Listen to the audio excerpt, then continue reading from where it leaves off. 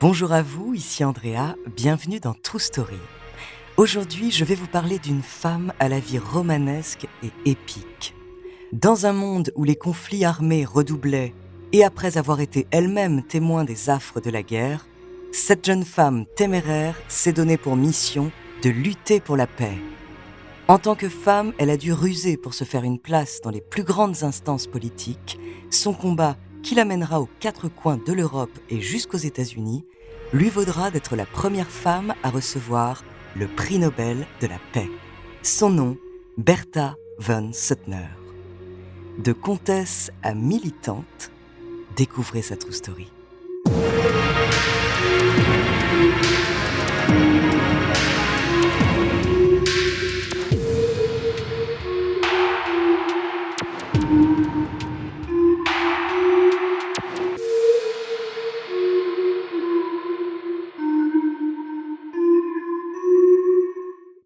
Avant de commencer à vous raconter cette histoire extraordinaire, laissez-moi vous présenter notre partenaire.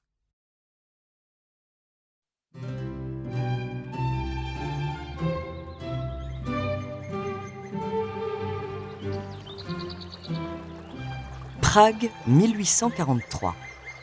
Sur les berges de la rivière qui traverse Prague, le printemps a laissé sa place à l'été. Dans une chambre du somptueux château de la famille Kinsky, un autre rayon de soleil pointe le bout de son nez. La petite Bertha vient de naître. Ses parents font partie de la haute aristocratie austro-hongroise. Et avant même sa naissance, son avenir semblait déjà tout tracé. Comme toutes les jeunes filles de bonne famille, elle se marierait à un beau jeune homme de son rang, à qui elle donnerait de beaux enfants. Le destin semble pourtant en avoir voulu autrement. Son père meurt peu de temps avant sa naissance. Il laisse tout de même à sa femme de quoi vivre confortablement et donner une éducation digne de leur nom à leur fille. Bertha va donc apprendre le français, l'italien et l'anglais, en plus de son allemand natal. Elle fait de la musique et adolescente, elle va visiter l'Europe, allant de salon en salon pour goûter aux autres cultures et se frotter aux grands esprits. Mais sa mère a un penchant irrésistible, les jeux d'argent. De soirée en soirée, elle enchaîne les parties avec insouciance, sans compter ses gains, ni ses dépenses. Et en quelques années, l'héritage de son mari est dilapidé. Pour elle et Bertha, finit la grande vie.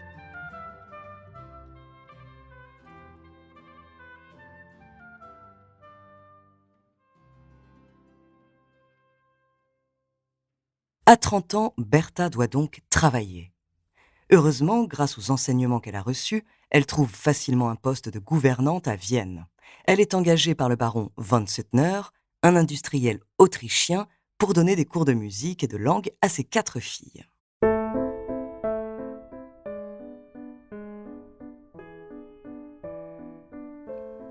Les von Suttner ont aussi un fils, Arthur. Il a 7 ans de moins que Bertha, mais cela ne l'empêche pas de tomber amoureuse de lui. Et Arthur l'aime en retour. Pourtant, tels des Roméo et Juliette autrichiens, ils vont devoir affronter leur famille pour vivre ensemble.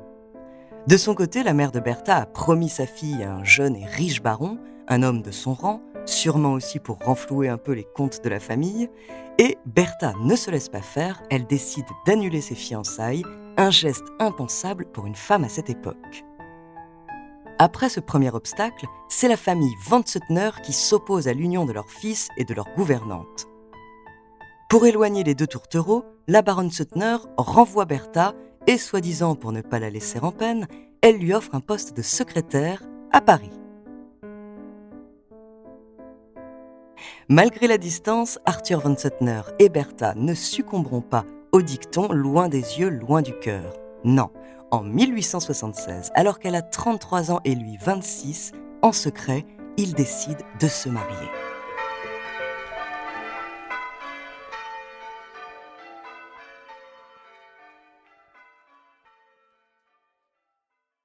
Mais Arthur est aussitôt déshérité. Le jeune couple von Suttner quitte alors l'Autriche pour s'installer en Géorgie. Pour gagner leur vie, ils traduisent des textes et écrivent des romans légers. L'année suivant leur mariage, la guerre russo-turque éclate et de nombreux conflits ont lieu dans leur région. Berta est absolument bouleversée par ce qu'elle voit. Les morts, les blessés, les villes détruites, les troupes toujours assoiffées de sang, les soldats qui obéissent aveuglément. Berta refuse de croire que ces hommes ont décidé individuellement et volontairement de se livrer au combat et de tuer d'autres hommes. Elle commence donc à s'intéresser au mouvement pacifiste qui prône la non-violence. Pour développer ses idées, elle prend la plume, d'abord en tant que journaliste, sous le pseudonyme masculin B. Hulot, pour pouvoir être publiée, puis en tant qu'écrivaine. Son mari écrit aussi. Leurs textes rencontrent quelques succès, ce qui leur permet enfin de sortir la tête de l'eau.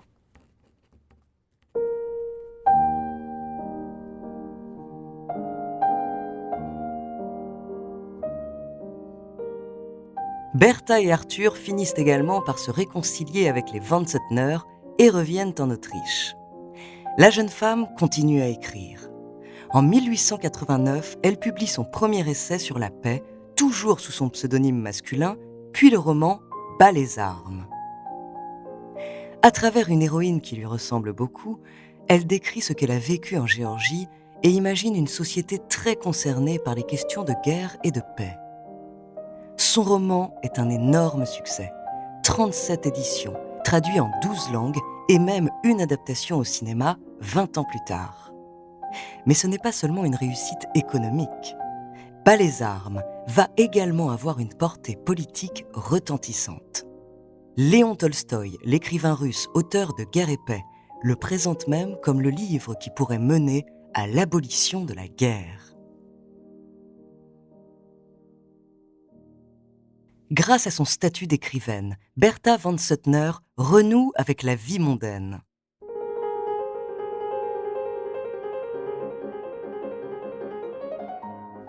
Elle apprend ainsi l'existence d'organisations pacifistes comme l'Association internationale pour l'arbitrage et la paix à Londres. En tant que nouvelle figure de proue du mouvement, elle se doit de créer la sienne. D'autant plus que le premier Congrès universel pour la paix, un grand rassemblement de groupes pacifistes religieux, d'organisations syndicales, de représentants gouvernementaux, d'auteurs et autres notables, va bientôt avoir lieu à Paris. Et pour y participer, il faut impérativement être membre d'une association pour la paix. En septembre 1891, un article du plus grand quotidien viennois annonce la création de la Société des Amis de la Paix par Berta Van Suttner. Encore une fois, elle a dû ruser. Comme les femmes sont exclues des réunions politiques, elle fait de son association une organisation à but humanitaire et non politique. À partir de là, Berta Van Suttner se fait une place dans toutes les grandes instances occidentales pacifistes. En 1891, à Rome, à la création du Bureau international de la paix, une organisation qui veut faciliter la communication entre États pour éviter les guerres, elle se fait élire vice-présidente. Le titre de présidente lui échappe puisque, encore une fois, ce statut ne peut être donné à une femme. Les années suivantes, elle voyage sans relâche pour participer à des congrès, Berne, Anvers, Hambourg. En 1899, elle prend part à la première conférence de La Haye. Ce grand événement a pour but de mettre d'accord les participants sur les sujets du désarmement et d'éviter de futures guerres. Les initiateurs de la conférence resteront malheureusement sur leur faim. Les représentants des 27 pays présents sont frileux à l'idée de réduire leur arsenal ou de devoir systématiquement soumettre leurs actions militaires à un tribunal international.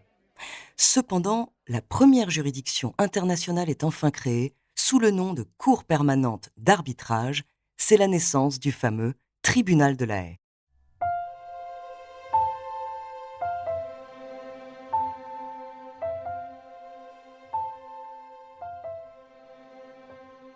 Rien n'arrête Berta Van Suttner. En 1902, une ombre vient toutefois noircir son éclatant parcours. Son bien-aimé Arthur, malade, s'éteint à la fin de l'année. Elle se retrouve endettée et doit mettre aux enchères tous leurs biens. Elle continue à écrire pour gagner de quoi vivre et voyager. Elle reprend ainsi très vite la voie du militantisme pacifiste. En 1903, Elle se rend à l'ouverture de l'Institut international de la paix fondé par le prince Albert Ier de Monaco. En 1904, elle participe à la conférence internationale des femmes à Berlin où elle donne un discours lors d'une manifestation. Puis quelques mois plus tard, elle s'envole vers les États-Unis pour assister au Congrès mondial pour la paix de Boston. Elle voyage ensuite de ville en ville et donne jusqu'à 3 conférences par jour. Tout le monde la demande. Elle rencontre même le président Roosevelt, qui l'invite personnellement à la Maison-Blanche. Bertha rentre de ses 7 mois aux États-Unis, galvanisée.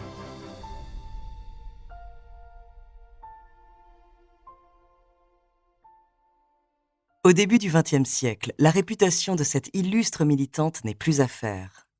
Elle côtoie les plus grands de ce monde, empereurs, tsars, présidents, politiques, écrivains. Elle s'est imposée au milieu des hommes et elle s'est démarquée grâce à ses idées novatrices et sans concession. Son projet de tribunal d'arbitrage a vu le jour et va faire ses preuves dans les années à venir. Elle continue à se battre pour faire accepter l'idée du désarmement et elle défend aussi la création d'une force internationale pour le maintien de la paix, comme les casques bleus qui naîtront bien plus tard.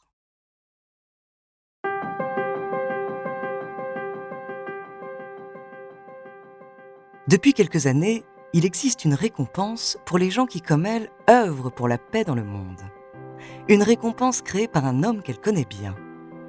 En effet, lorsqu'elle travaillait à Paris, dans ses jeunes années, Bertha a fait une rencontre qui a marqué définitivement sa vie, Alfred Nobel, pour qui elle a été secrétaire.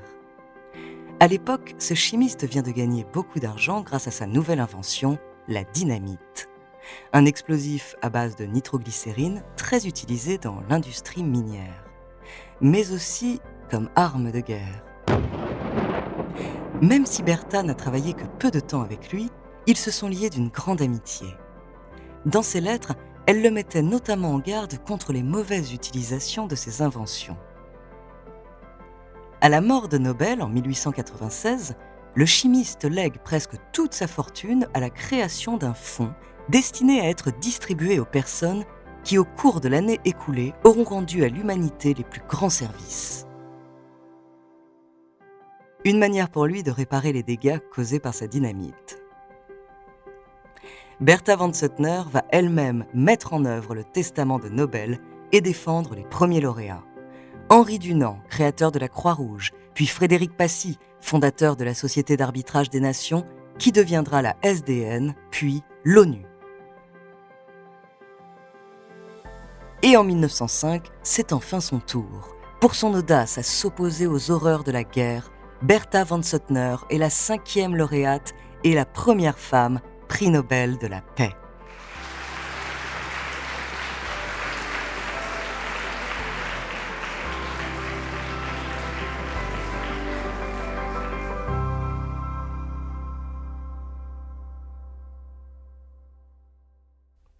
Jusqu'à la fin de sa vie, elle avertit les hommes politiques des dangers du réarmement international, des intérêts néfastes de l'industrie de l'armement, et elle va tout faire pour prévenir les risques d'une guerre mondiale. Tout cela lui vaudra même le surnom de Cassandre, comme l'héroïne méprisée de la mythologie grecque. Ironie du sort, Bertha von Suttner meurt le 21 juin 1914, une semaine avant l'assassinat à Sarajevo de l'archiduc François Ferdinand, qui mettra le feu aux poudres de la Première Guerre mondiale.